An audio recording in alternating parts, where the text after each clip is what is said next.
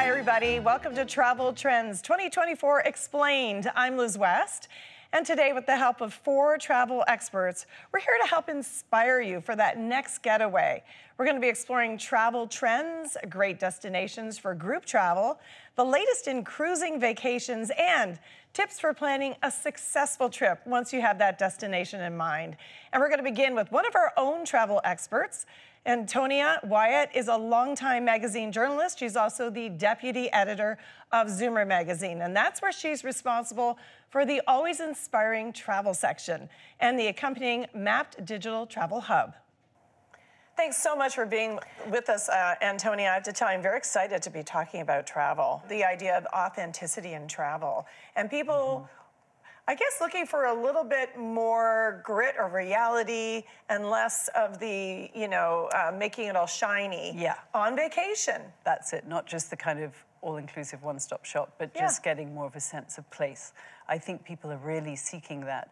And I think that there are kind of several ways to approach it. And one is through food, actually, but, kind of, are you eating more locally? Are you getting more local cuisine?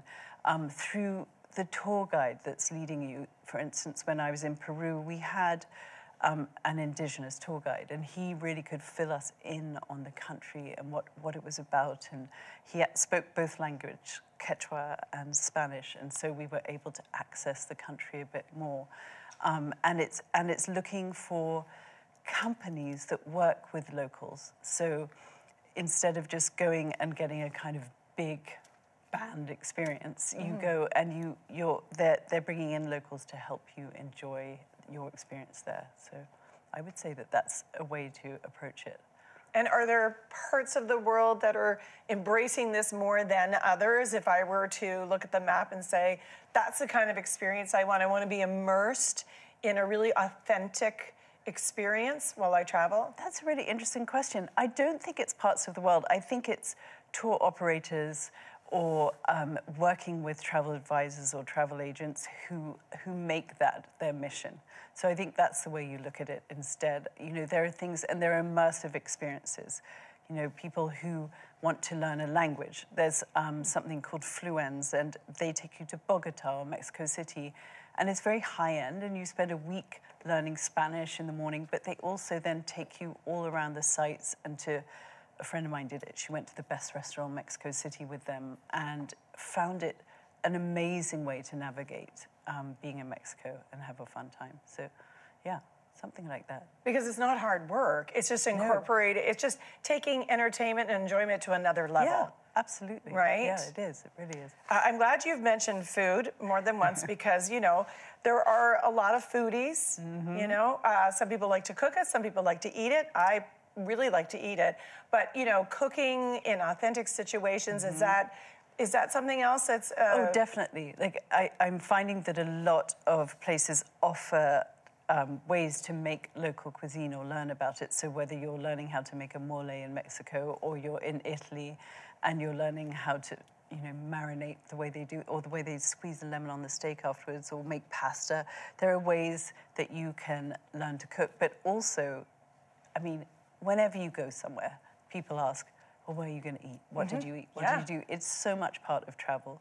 And so I think it's, if you've got a choice, you're thinking, well, I'm going to go for a beach vacation, but I love food. Well, then I think I think I'll choose Mexico over the Caribbean, because Mexico has such an authentic food culture. Or if you're going skiing, you might think, well, I'll do the Alps versus the Rockies, because then I might go to go to Italy and eat beautiful pastas, or go up into France and have divine cheeses while I ski. These are things we should think about. Well, I find like I just plan the meals and then put the other stuff in between. It's really just where are we going to go next and what are we going to have? When it comes to dining out, what do you recommend people do to sort of find the authentic places, good value for your money? Yeah, so authentic, I think, is really a key word here. And I think what you look at is the restaurant using local ingredients? Where are they coming from? Because that automatically kind of clues you in that they care about the cuisine. And then I also have little tricks. Like, I don't like menus that are too big. I think if it's over expansive, it's never the best sign. And of course you ask friends. I'm asked all the time. I'm from London, so I'm going to London, where should I eat? And you do want to talk to friends who've already been. And if you don't have the friends, you use websites and things like Eater for cities, I find is very handy. But you have to do a little research and then leave a little bit to chance. Stumble across a place. Like, that's always fun. Ask a local. That's true. I love when I land somewhere and then, meeting a couple of people who live there and asking them, where do I go? Because sometimes you find out about the places that aren't super popular because maybe they're a little off the beaten track. That's right. People don't know about it, aren't blogging about it. That's it. And it might just suit the way you're feeling that day, So I always think, just like with travel, like if you want to be spontaneous, you plan a few things and then you allow spontaneity in between. So okay, I'm gonna ask you for more information on that because I feel like I've got people I've traveled with who everything has to be booked. And then the flip side is my husband, who just thinks that, when the plane lands, everything is just going to happen naturally. But how much should we pre-plan when we stage a trip? Well, I think it's your comfort level, but my feeling is you always, let's say you're going for a week. Like I did to Mexico last year. I wrote about Tulum. Where'd you go in Mexico? Zuma. I went to Tulum in Zuma, and I was slightly dreading it because I went to Tulum first backpacking when I was 22, and there were 3 hotels there, so it's changed a lot. So what I did, I asked a friend who's a local what the good restaurants were. I read up on it, and then I booked 3 of the 6 nights that I was there. I booked a restaurant. And so that I knew certain things were in the books, and then the rest I just left to chance and how I was feeling that day. One day we didn't want to go out at all, so we just lay in the hotel room. So I think that's my approach. You had mentioned the word Indigenous and that you had an Indigenous guide. I want to ask you about Indigenous-led tours, reconnecting with nature and land, local ingredients. We're seeing an emergence of this in Canada. Can you speak more to that? Yeah, absolutely. I actually just wrote about a new accreditation in Canada. It's called the Original, and it is created by the Indigenous Tourism Association here. And what's cool about it is a certification that means it's an authentic Indigenous experience. And I think that so many Canadians want to get to know their land and see it through the eyes of First Nations and understand that association and relationship with the land. But how do you know your experience is going to be authentic? Well, this is one of the ways. And what they have, if you go to their website, is amazing, Indigenous tourism. And what they have there, you can go and do equine therapy.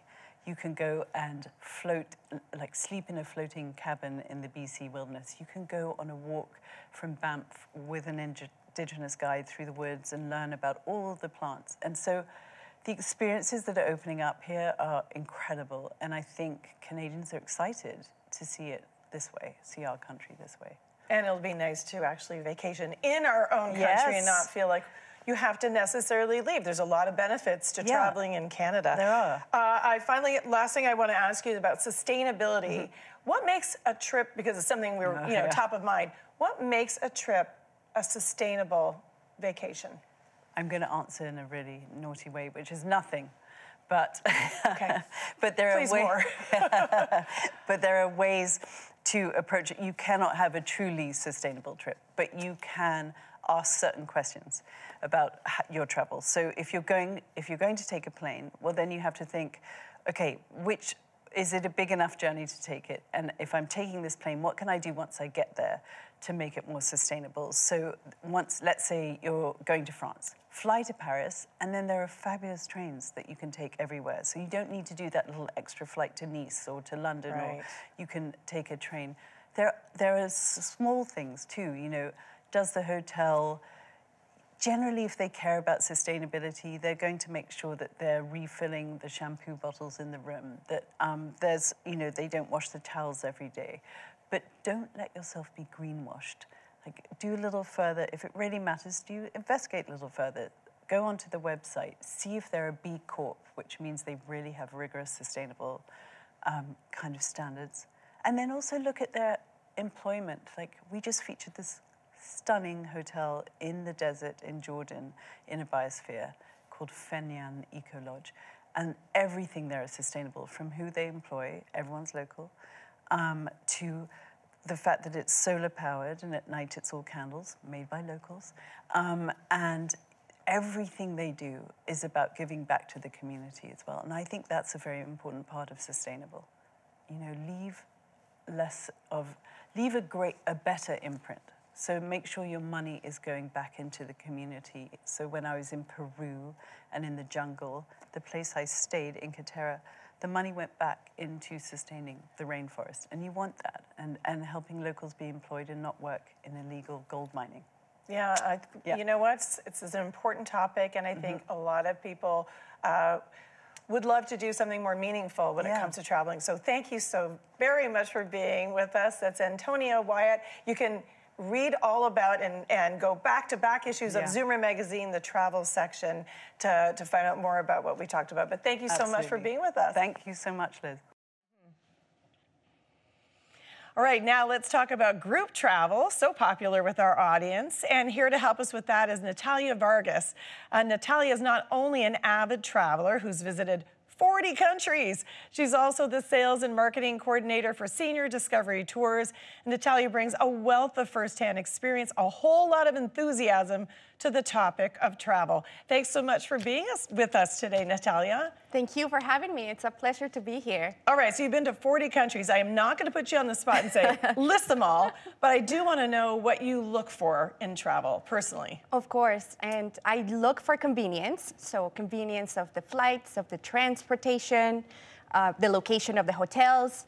But most importantly, I look for the cultural experiences. So interacting with the locals, tasting that local flavor, making new friends, whether it be with locals or other travelers that are experiencing the same thing. So my priority is always learn about the culture and try to immerse myself in it. Sounds wonderful. And we're going to talk about all things to do with group tours. Senior Discovery Tours has been doing this for, what, like 50 years, I think. So I'm sure things have changed in that time. What's changed the most? So we have noticed that a lot of our clients, they are more active and more adventurous now. Myself, as a tour manager, I've had clients on tours that I have to keep up with them and not the other way around. They're so active and so adventurous, and they're more wellness conscious and healthier overall that we've noticed, and this is due to their lifestyle choices. So the name of our company has changed throughout the years to reflect that, and the last name change that we had was in 2015, and we added the word discovery to the name of the company, Senior Discovery Tours. And that is to reflect that desire for exploration that our clients have and for adventure to discover the world. Wonderful. That makes sense. Trying to keep up, wearing your tennis shoes, I bet, all the time, right? That's right. Okay, so I know you've got 8 different tour types, 4 different levels. So you really have something for everyone. How do you determine those different levels, and how do I know what's right for me? Absolutely, and we do have those different activity levels to allow for flexibility to tailor to everyone's preference and the pace that they like to travel at. So I'll go over the 4 different activity levels that we have, but I will say for all of our tours, every client, they need to be able to get on and off the coach independently without assistance. And so we start with the leisure tours. These are a relaxed pace type of tour, and we're walking on and off for up to 1 hour. But you're on your feet that entire time, and there are about maybe 1 flight of stairs that you'll have to navigate without railing sometimes and without assistance. So these tours are leisurely, we call them, a relaxed pace. Then we move on to our moderate tours, and we're going into a bit more active, so a bit longer walks. The walks are up to 2 hours when you're on your feet, and you're walking on not so much even ground like the leisure tours. It's more, it could be maybe cobblestones, maybe some hills, and at least 2 flight of stairs that you have to navigate without railing sometimes. So the walks start to get a bit more challenging. And for those of us that like to track our steps and how many kilometers we walk every day. In terms of kilometers for these tours, it would be, we're talking about 3 to 5 kilometers at the end of the day. So overall, we'd be looking about 3 to 5 kilometers for the moderate tours. Then we move on to the active tours, which, as the term suggests, these tours are active, and we're getting into longer touring days, longer walks as well. So we're looking at walks between 2 and 3 hours. You're on your feet that entire time, and you're walking again on uneven grounds, cobblestones, hills, stairs, and at the end of the day, your device will say anywhere from 5 to 7 kilometers that you walked. And then we have our energetic tours, which require a lot of energy and very good mobility. These tours are more than 3 hours of the walks, so longer walks and more activity. The walks are more rugged terrain, so it can be challenging. This is only for the very fit and active travelers, and so they do require great mobility. And in terms of kilometers, at the end of the day, it could be anywhere from 5 kilometers up to 13. So very, very active, even difficult, for someone like me. Yeah. I'd have to go to one, and my husband would have to do a different one. But that would be okay, right? Absolutely. What do you get when you book one of these tours? Well, our tours are very inclusive. Basically, what is required from the client is pick a tour, get excited, and pack your bags, and get ready to go. Love it. We do the rest. We do all the planning, we book all the accommodations, all the flights, all the transfers. A very important aspect of our tours as well is that every tour goes with a tour manager that's always there with the group, making sure that everyone is having a good time, that the itinerary is going smoothly, that everything is going well. So every tour, no matter the type of tour, goes with the tour manager. We also have expert local guides who tell us everything about the culture and the history and everything that's happening in the area. And there are very unique aspects of our tours and the components that we include. For example, home pickup and drop-off. So we pick up our clients from their door, drive them to the airport, on their return, pick them up at the airport and bring them back home. And we do this all over Canada from most Canadian cities. So it's very carefree. And another big thing is that the travel insurance is included with our packages. So we include the medical, trip interruption, baggage for outside of Canada. And all of our tours include protection for cancellation prior to departure. So should something happen, we plan in advance, but things happen sometimes. So when our clients have to cancel for an emergency, they're covered. And I don't know about you guys, but when I'm booking a tour and I'm preparing or a trip for, my finances, some things start to add up. Like, for example, the tipping. You don't think I'm doing this tour, but maybe you should tip the driver and the local guide or the hotel staff, the restaurant staff. And all of those tips, all the taxes, all those extra fees that you may not think about and account for, they're all included. So you really know what you're getting when you're going on a tour with us. And if I'm traveling solo, I imagine I'm welcome to join a group, and what does that involve? Absolutely. We have single travelers in all of our tours. I will mention that the prices of the tours are based on 2 people sharing the room, so there is a single supplement.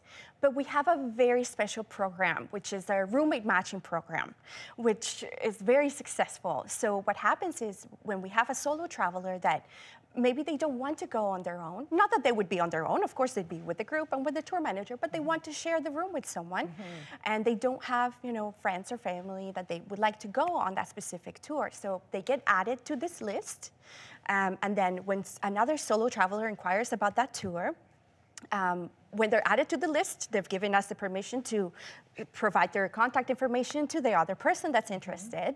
And we don't automatically partner up anyone, so don't worry. What happens is they two talk to each other, and then they decide, yes, this is a great fit, or no, I'll find someone else. Wow. But we give them that opportunity, and we've had lots of success with this program, and many great friendships have come from this. I bet, and it makes it more affordable for people who need to share in the cost. So that's really wonderful. Okay, let's talk about destinations. Ooh, what are the top destinations right now? Sure. Get your pens ready, right?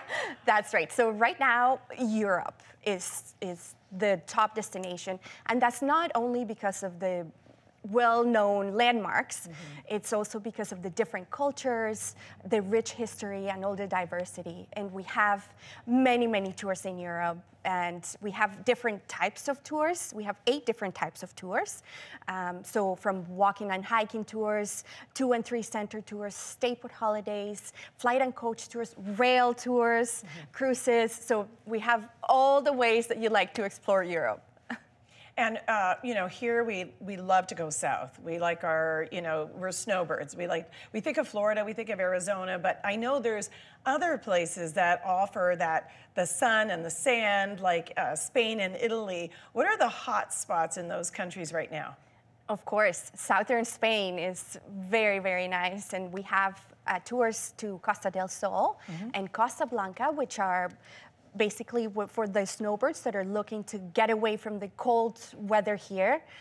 So we go to southern Spain, which is really sunny, beautiful beaches, and the tours that we offer in that area are what we call the stay put holidays, where we stay put at the same location the entire duration of the tour. Obviously, it goes with a tour manager that's always there, and we have included excursions, but not every day is occupied. So we have included excursions, and for those that want to be really busy, we have optional tours that we offer. So the tour manager will be putting together those optional tours and cocktail parties, game nights, things like that. And what's very special about these tours is we offer them in the winter and in the fall when it starts to get, cold and yucky here. And we start thinking of leaving and finding palm trees. At least I do. Exactly. I do. Absolutely. And the weather there at that time is very, very nice, way nicer than here, which is very appealing for our clients.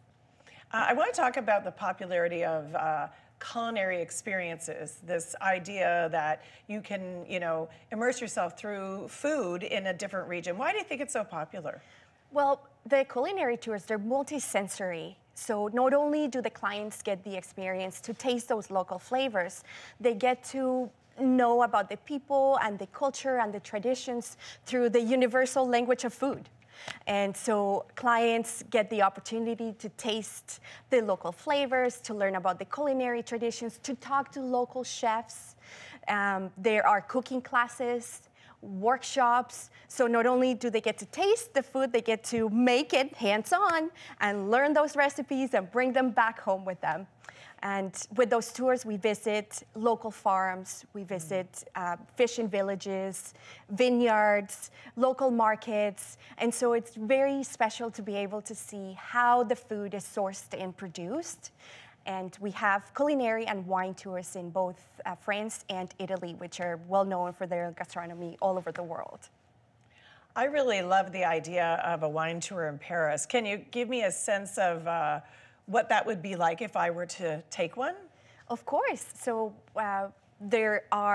we visit museums, we visit wine museums. There's a lot of wine tasting. There's wine museums? Other than in my house? Yeah, that's right. I didn't know that. Absolutely. So we visit the museums, we visit the vineyards, and you get to learn how the wine is made and taste a lot of it with all the very nice food that comes along with it. So it's a very unique opportunity to learn about wine and taste it along the way.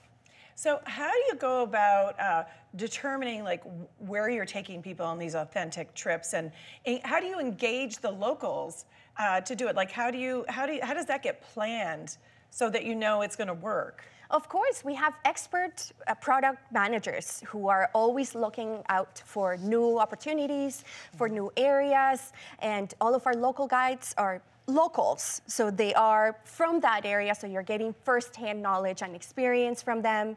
And then we search out the best destinations, the best areas to take our clients, and it all comes together in a very nice product. Have you ever had anybody say, I'm not getting on the plane, I'm staying? Because I feel like that could happen. To be so, I guess, entrenched, to sort of start to feel like you actually live there in a way. You're living like a local. If you're cooking, you're, visiting the farms, and then you're surrounded by people. I'm imagining there's a lot of small towns involved as well. Of course. I'd be like, I'm not getting back on the plane, I'm staying, Natalia. And it's a challenge. It's a challenge to get everyone back on the plane. No one wants to come home, but we just remind them, there's an opportunity to come back. We have other tours as well that provide the same experience. So is it a challenge? Yes, absolutely. But no one wants to return from a wonderful tour like that, but we have to get everyone back home. And I imagine you're always trying to reinvent. You're always looking for like what's next and what's new.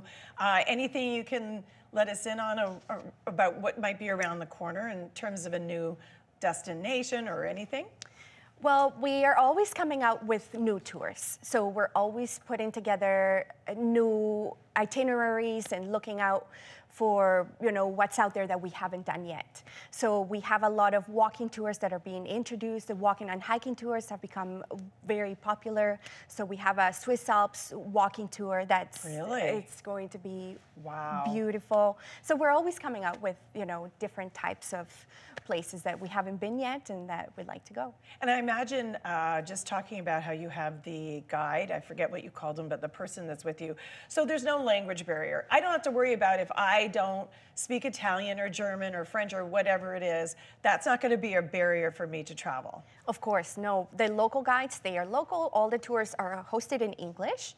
And so there is no worries of not knowing the language, because we always have that local guide who is telling us everything in English, and if something needs to be done in the local language, or then they can take care of it. They take care of that. Yeah. Good, because sometimes that's worrisome, a little bit worrisome. So it sounds like you have everything covered, literally, for every type of traveler. And I understand you've got a special offer for everybody who's watching. Absolutely. Can you tell me what it is? Definitely. So I'm happy to share. We are offering $100 off per person for all the viewers, and on any tours that are booked by May 31st, 2024, and using the promo code Summit 2024. I believe it's going to come on the screen. Yeah, it's probably on the screen. And so it's $100 off per person on any tours that are booked by May 31st, 2024. That's a fantastic offer. Thanks so much for being here, Natalia. Happy travels. It'll be 50 countries the next time I see you, won't it? I bet. All right. Some of us love to travel by land. Others love to go by water. And in fact, almost 36 million passengers are expected to take a cruise this year. That's up from 32 million in 2023. So getting to explore a variety of cities with ease, unpacking once, it makes this way of seeing the world very popular with our audience. And to talk about it, we're now joined by Stephen Smith. Stephen is the Senior Vice President of Leisure Strategy at Marketing at Direct Travel. That's a company that offers a comprehensive range of corporate and leisure travel packages, as well as cruise vacations. Hello, Stephen. Thanks for being here. Hi, thanks for having me. How many countries have you been to? Okay, I'm putting you on the spot. I hope you don't mind. I don't even know if I can count. You've lost track? Yeah, there's a few. Your passport's like busting with all the stamps? I just got a new one. Did you? Yeah, it was full. Okay. Not a terrible problem to have. Not a terrible problem at all. Okay, let's talk about cruising. I just mentioned some numbers, which are really speak to the popularity of traveling by cruise. Why do you think there's such a current, like, a zest for traveling by water? Well, I think it starts with the simplicity. You unpack once, and you get to go to a variety of destinations. Getting there is simple. You have the familiarity of what you have back on board, but you have the uniqueness of the destination. The accessibility, as we age, we're not quite as limber as we might have once been, and so... Speak for yourself. Yeah, well, okay. I will. It's easy to get on and off the ship. Yeah. The embarkation is great. And then the variety of what you can do on board, what you can do in destination, it's very attractive. Makes sense. And if you have never been on a cruise and you're like, yeah, but I heard this and I've heard that, what are some of the misconceptions out there about cruising? I think the first is the seasickness. The stabilizers they have these days are incredible with new ships. And also, Dramamine works very well. You can take it beforehand. I know people who typically have gotten seasick and they don't now when they cruise. So that's a big one, right? The seasickness, that's a really big one. It is, for sure. And then the fact that it's crowded and the same people all the time, that's not the case, especially when you're on a small ship. Oceania Cruises has small ships. There's a lot of space, a lot of public space. It doesn't feel crowded. And of course, when you get off the ship, you're not in a crowd of people getting off the ship. So I think people tend to think, oh, it's just a crowded cruise ship and you're going to the buffet. But of course, there's incredible restaurants and there's a lot of space where you can go to and have your own time to yourself. But you also can congregate with other people. The lounges, lots of great lounges. And I just want to ask you about when you do get off the cruise, are you going in groups once you disembark? Disembark. Thank you. Once you get off the boat. A little tongue-tied today. Are you traveling in a group on land, or is it by your choice? You can. It's your choice. And that's one of the other misconceptions, is that you don't have choice.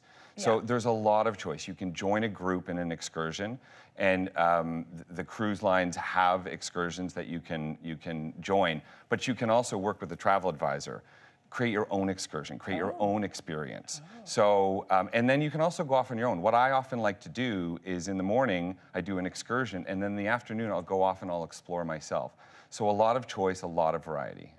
And if you are deciding, I'm gonna go on a cruise, it's my first time, you're the expert. So what advice do you have? What kind of cruise would be your first best cruise?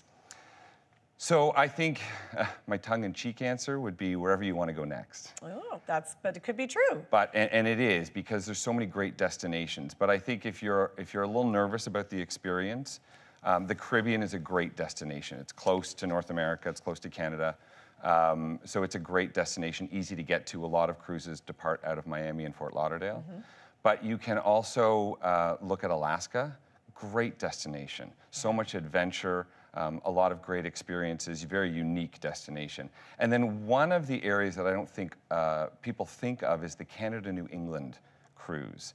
So if you were to go in the fall, see the fall foliage, great first cruise. You're close to home, but you're seeing things that, especially if you're from inland, you're seeing a part of the country that's just incredible.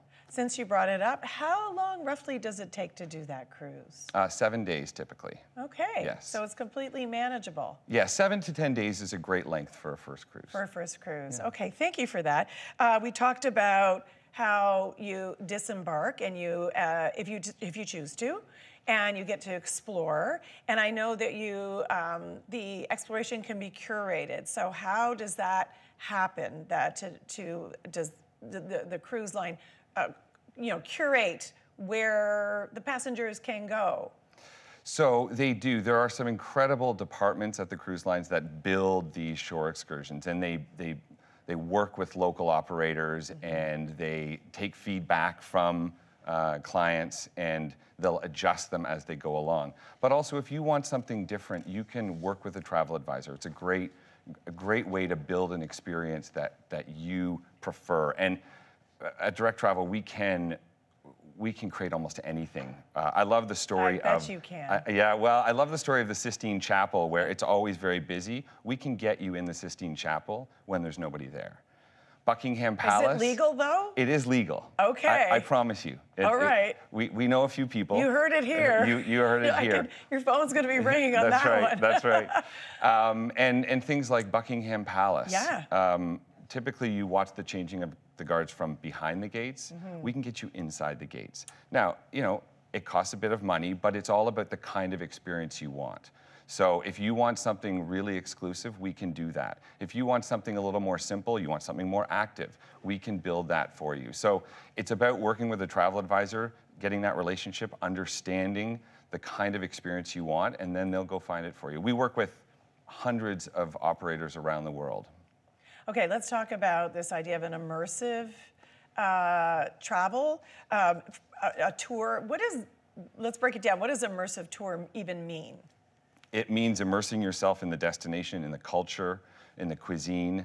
Natalia talked about it a little bit, I think. And so, for example, let's say you were in Alaska on that first cruise and you went on a fishing excursion. You went and caught some fish. You could take it to a local restaurant. They'll cook it up for you and have a meal. That's very immersive. You're going out and you're enjoying the excursion, but then you're also enjoying the food and talking to the chef about how they prepare it. Same thing in Italy. You can accompany the ship's chef off the ship to a market, buy some food, bring it back. They'll prepare it for you for your meal. I also was in Brazil, and we went about an hour inland, and we were able to go to a local tribe, and they included us in a dance that they typically do. So really immersive into the culture and get a feel for how it is in the destination, as opposed to just experiencing it as a tourist. That's incredible. It's you've got me thinking now of all the things I'd like to do. Every time you bring up, like, oh, that sounds great. I never thought of that. Right. And I guess part of it is you come up with ideas that maybe I haven't thought of. Yes. Right? That, and working with a travel advisor, they talk to a lot of different clients. So they have a ton of ideas. They're constantly training and learning. They're going and experiencing the destination themselves. So they're going to bring you ideas. You explain what you want to do and the type of experience you want, and they'll come back with ideas. Amazing. Okay, this term boutique cruising, what does that mean? So boutique cruising has to do with two elements. One is the ship. They're typically smaller ships. Think of a boutique hotel, smaller, unique. The decor is a little bit different. Oceania Cruises spends a lot of time looking at their decor and creating a very unique experience. And then it's also to do with the ports that you visit. So it's the idea of visiting, smaller ships can visit smaller ports, and you can get away from the heavy tourist areas. And so you have a much more unique experience. Can you give me some examples of that? I'm just gonna say, I ask because, I've been to places where I've seen the large cruise ships, and I know that's the very standard location, and but I don't know that I've seen the smaller cruises that you're talking about and where they can go. They literally can go anywhere, but take, for example, heading down the coast of South America, going to Punta del Este. You anchor offshore, and then you are taken onshore. It's a small destination, and it's interesting because in the summers it really grows with local tourists, but at the times when we're visiting, it's a lot more intimate, and so you get to see this incredible destination where not a lot of cruise ships visit. And a lot of these ports are hard to get to by land, but by sea you can get there, and they're smaller, so it's really quite incredible. And is that applied to everywhere you can do that? Pretty much everywhere. Going up and down the coast of Italy, you don't have to go to Venice. You don't have to go to Rome. There's all kinds of little ports that you can visit. Right, so lots of exploring to do, even if you've done all the major cities that we hear about. Exactly. You mentioned Oceania Cruises. Yes. I want to talk about cuisine, because I know that they specialize in a 5-star cuisine. Yes. What kind of food can I expect to eat on an Oceania cruise? Every kind of food. It's incredible. I was just on Oceania Vista last year, and their newest ship, and it was amazing. So Jacques Pépin is the executive chef. He completely redefined the idea of cuisine at sea. What do you mean by that? He put an attention to detail that you typically didn't see. You've got specialty restaurants that differ on each of the ships, and they cater to a different type of food. And the menu changes as you go along, and they'll often integrate local foods based on where you are in the world, local items on their menu. So it is a true 5-star experience. There is a Sunday brunch that I just can't stop raving about on Oceania Cruises, because the selection is incredible. The pastries, there's food stations everywhere. They're cooking it for you, eggs any type, any style that you want, fruit, seafood, everything. And it's all laid out in the dining room, and you go in, and it's sort of like a buffet, but it's not a buffet, because it's all food stations, and it's all prepared fresh for you. So it's really quite a remarkable experience. And they say they have the finest cuisine at sea, and I have sampled cuisine on many cruise ships, and it really is. Well, If you weren't hungry before, you are now. Right. I'm hungry. Wow. Okay. Yes. That sounded delicious. I just imagined eggs Benedict and like all the different ways you can do that, right? Yes. Right. Okay. You're Yes, back. and it's ways that you can't even imagine. That's the best part. Oh, yeah. The creativity that comes into it. You're eating things that you might have on a regular basis, but cooked in a way that you never would have dreamt of. Right, so it's a food adventure at the same time, which you is. might not always think about if you're on a cruise. Okay, post-pandemic, a term, they called it revenge travel, which was really about going all out and having like an incredible experience. You know, it is pretty special to do that, don't you agree? Yes, it is. You know, revenge travel, it started in 2022. Obviously, we couldn't travel for a while, and we saw a lot of clients who started booking vacations that they were once-in-a-lifetime vacations. And they weren't as concerned with the cost. Obviously, demand went up, cost went up. It was unfortunate, but people were not that concerned with cost. But an interesting thing happened is they had these experiences that they hadn't had before. And the result was they saw a different way of traveling. And what we're seeing now is people are maintaining that way of traveling. So travel has become so much more experiential. It's about what you want to do, why you want to go. And then we figure out how you go there and where you go. And so it really has changed the way travel is thought of these days. It's so much more experiential. One good thing to come out of it, right? Right. Okay, Stephen, I know you didn't come empty-handed, and you have a private sale to offer the people watching? We do. I'm very excited that we have a private sale with Oceania Cruises from June 1st to June 30th. Okay. And so what we're offering is 5% savings on any published fare. Now, there are a few exceptions here and there. The best thing to do is call your direct travel advisor. I think we're going to have a website on there, dt.ca/Zoomer, where you can go and connect with a travel advisor. And so 5% off, it combines with OCAP, one of their promotions, and as well Simply More, where you've got 2-for-1 cruises, free air, free Wi-Fi, free specialty dining. There's all kinds of additional benefits to it. And it does not come very often where you have a savings on any cruise that you want. So whether it's a 30-day cruise or a 7-day cruise, that 5% savings. Yeah, that 5% can certainly add up. It really does. It may not seem like a lot, but when you look at the cost of everything, it really does add up. Thank you so much for being here, Stephen. Thank you so much. Okay. Now, we know international travel is back to near pre-pandemic levels, and we've heard about some great destinations and some great cruises, but what you need to know is how to ensure it's smooth sailing all the way. So let's turn now to tips for planning and securing that next big trip. We're joined by Kaitlynn Furse. She's the Director of Corporate Communications at CAA Club Group. Now, Kaitlynn is also an avid traveler, and she's here to offer some practical tips on preparing for that next big adventure. Thanks so much for being here, Kaitlynn. Thank you for having me. Well, we've talked about all the great opportunities there is when it comes to travel, but you know what? There are some details that have to be dealt with. So good that you're here, and you can help walk us through some things. So once we figured out, I know where I'm going, and I know how long I'm going to go for, what's my first step in planning? Yeah, so at CAA, we really are focused on keeping you safe while you're at home, but also while you travel. So we want to make sure that you are inspired, but take care of that documentation. So that's really the first thing that you should be doing once you know where you want to go. Make sure you have your passport. Is it going to expire? You generally want it to be good for about 6 months post the time when you're looking to travel. And then checking any of the other documentation or visa requirements that might be necessary for each location, because it does really differ. So having that kind of thing signed, sealed, and delivered, and then you can focus on some of the fun stuff. So you're saying I have to think beyond just bringing a passport. Like there could be, what other kind of documents are you talking about? Yeah, there are different visa requirements, different documentation, different vaccination requirements, that kind of thing. So you want to make sure you've got all of that in the row before you book. Okay, check your destination's requirements, number one. That's right. Now, nobody wants a surprise when they travel. So how do you know that where you're going is safe?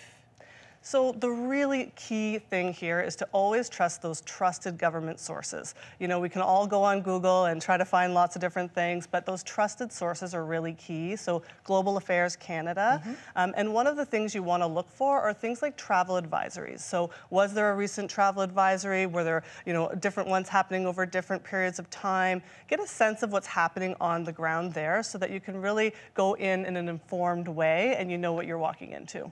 I want to ask you about the advisories because I think there's usually different levels of advisory, and if you're looking at it for the first time, it might just scare you away. But like, what do the levels mean?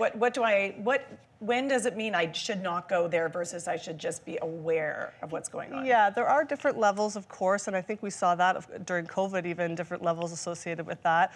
Really the best thing to do is to speak to a travel agent. They're going to be able to help you walk through all of those pieces, and they also generally will have an idea of what is going on the ground. So sometimes the advisory itself doesn't give you a ton of information, but it's a prompt, so you can kind of ask some more questions from there. And you mentioned vaccines and also being prepared, like sometimes you need a malaria vaccine or yellow fever.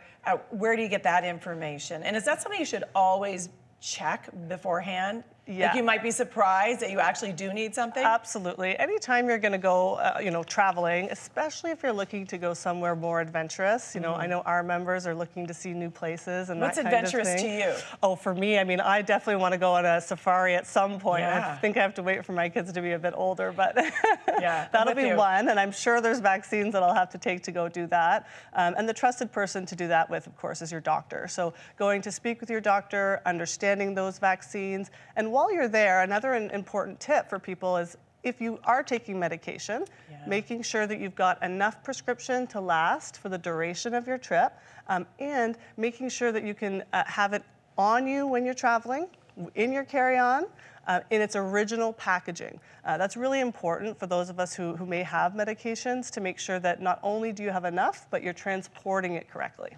Okay, I did make that mistake. And we spent 5 days in Saint Martin without my husband's medication. And it ruined everything because it was in the suitcase and the suitcase got lost. Exactly. It was, so that's a really great point to bring up. Thank you. Let's stay with the topic of health because where we go might have a different climate.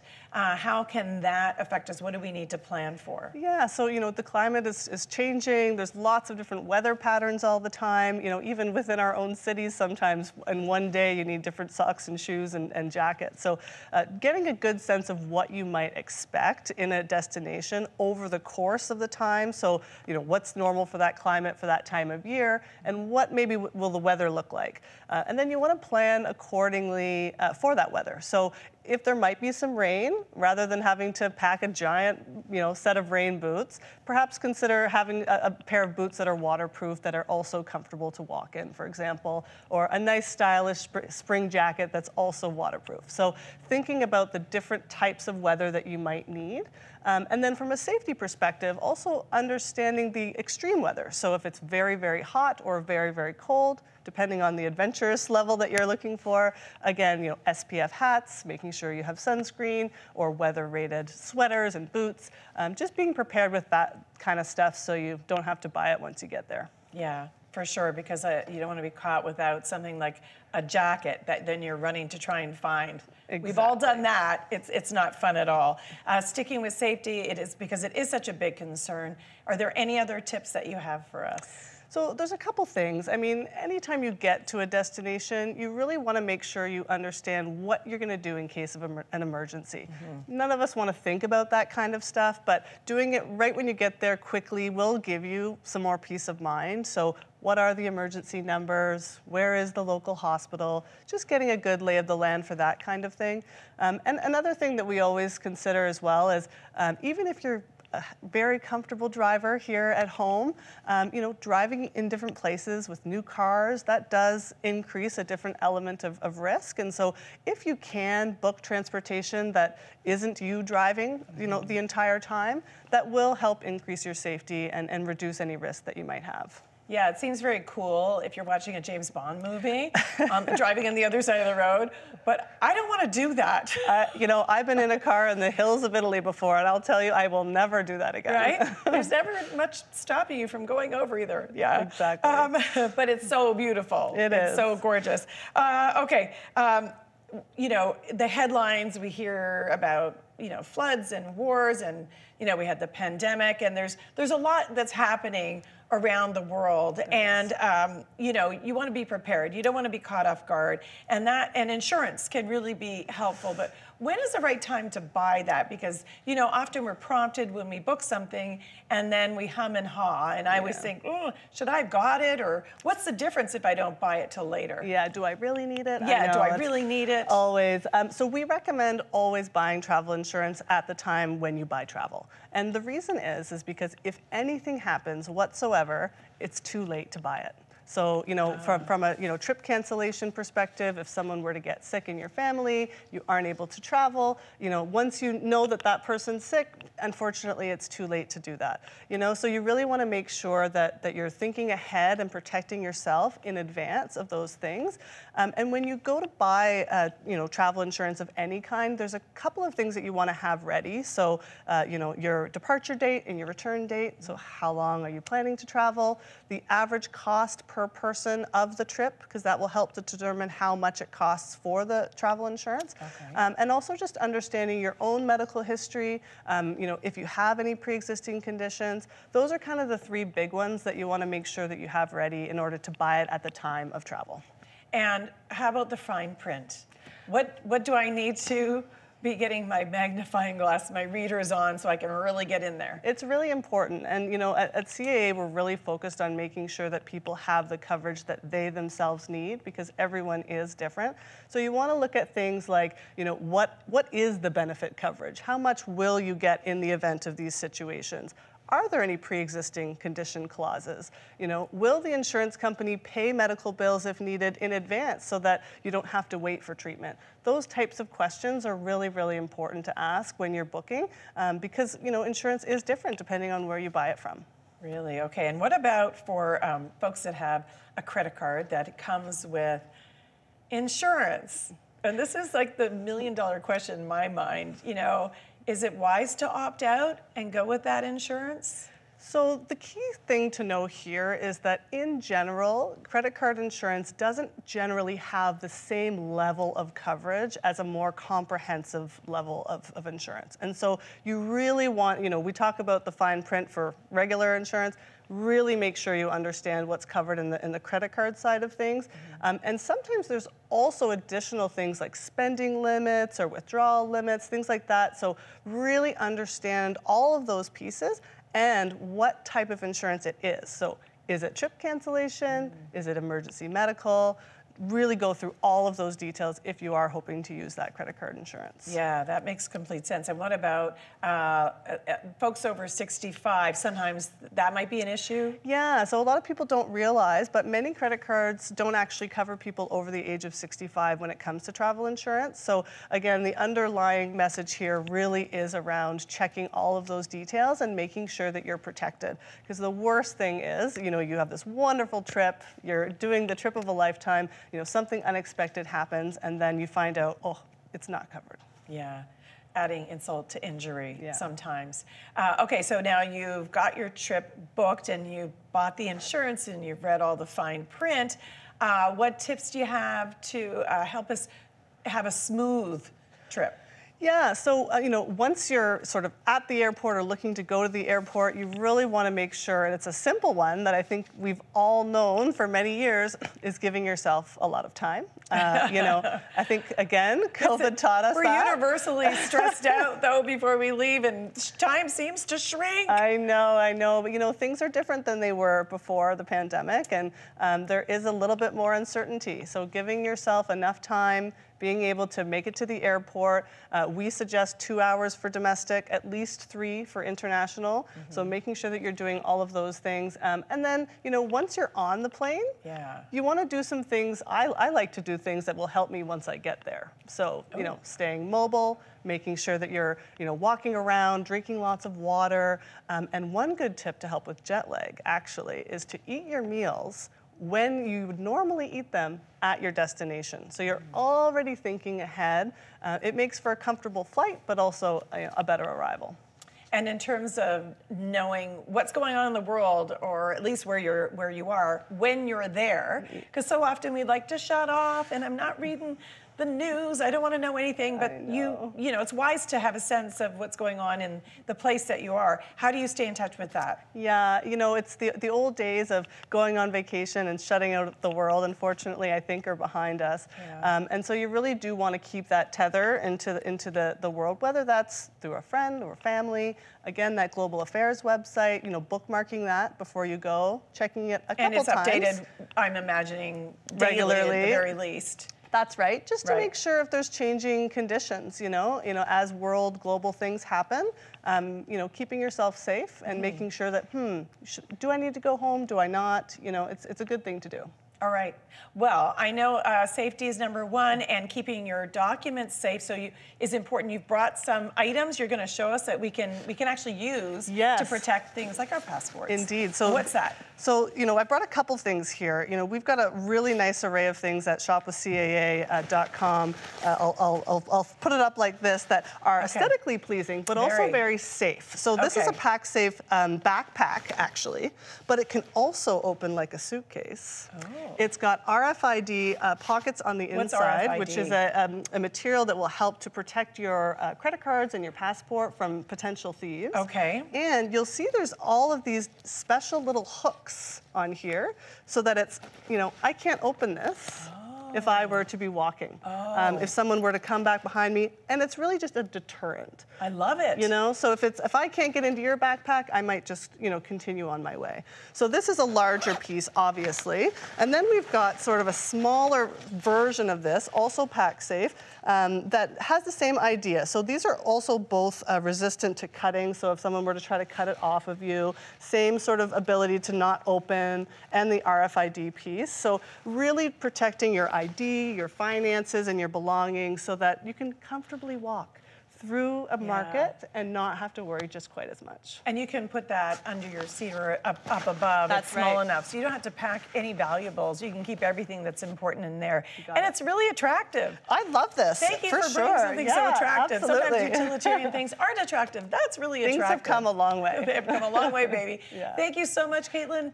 Great to hear all of that. You've given us so much to think about, and great tips all the way around. And a big thank you to all of our guests today for joining us. And thanks to all of you for watching. I'm Liz West. Safe and happy travels.